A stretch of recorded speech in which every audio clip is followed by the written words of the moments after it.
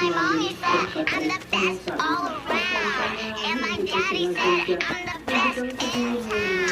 And big mama said, girl, don't you play around. And the kids never have to tell me that I got big belly, harder than my mommy's rice. I don't know how, baby, Investigasyon ng Philippine National Police matapos biktimahin si Junjun.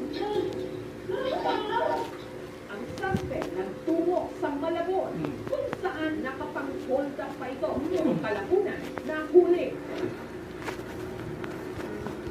Nakadeting ito ngayon sa Malabon City Police Station 4. Paano ko nahuli itong suspect? Doon sa area ng Lumos.